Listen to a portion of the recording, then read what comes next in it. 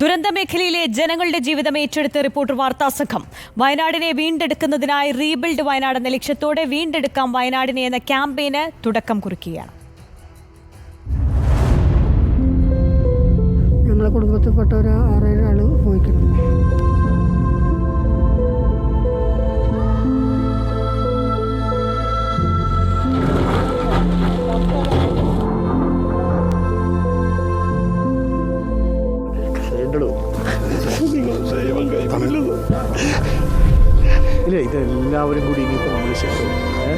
ഒരു രാത്രി ഇരുണ്ടു വെളുക്കുമ്പോഴേക്കും ജീവനും ജീവിതവും ഉരുളെടുത്തു പോയതിന്റെ തീരാവ്യതകളിൽ നിന്നും മുണ്ടക്കൈ ചൂരൽമല നിവാസികൾ ഇതുവരെ മുക്തരായിട്ടില്ല. തിരിച്ചറിയാനാകാത്ത വിധം കുത്തിയൊലിച്ചു പോയ ഒരു ഭൂപ്രദേശത്ത് ഇന്ന് അവശേഷിക്കുന്നത് കൂറ്റൻ പാറക്കെട്ടുകളും മൺകൂനകളും ദുരന്തത്തെ അതിജീവിച്ച പാതി തകർന്ന നിർമ്മിതികളും മാത്രമാണ്. വീടുകളും കടകളും ആരാധനാലയങ്ങളുമെല്ലാം വീണ്ടെടുക്കാൻ കഴിയാത്ത വിധത്തിൽ മണ്ണിൽ പുതഞ്ഞു പോവുകയോ തകർത്തെറിയപ്പെടുകയോ ചെയ്തു.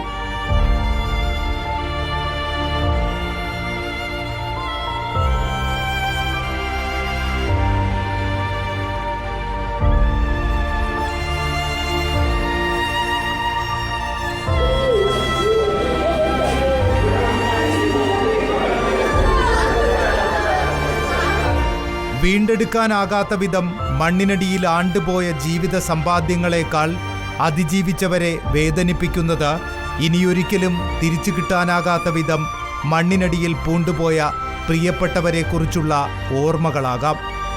അനുജനും ഭാര്യയും 3 മക്കൾ പോയി. പിന്നെ മോളെ വീട് നമ്മളെ കുട്ടികളൊക്കെ തലയിൽ മണ്ണുണ്ടായിട്ട്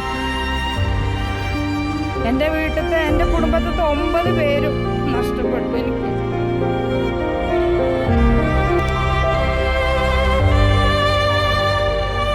ഏട്ടന് അനിയൻ്റെ ഭാര്യ മക്കളൊക്കെ ഉണ്ട്. അതെല്ലാം പോയി. ആകെ ഒരു മോൻ മാത്രം ബാക്കി. അവൻ പുറത്ത് പഠിക്കുന്നുണ്ട്.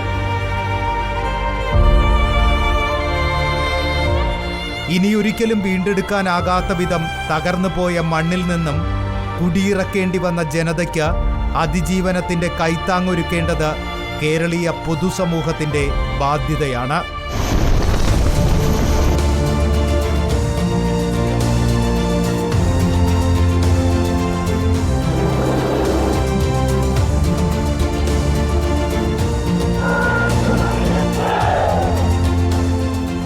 റീബിൽഡ് വയനാട് എന്ന ദൗത്യത്തെ തികഞ്ഞ സാമൂഹ്യ ഉത്തരവാദിത്തത്തോടെ റിപ്പോർട്ടർ TV ഏറ്റെടുക്കുകയാണ്.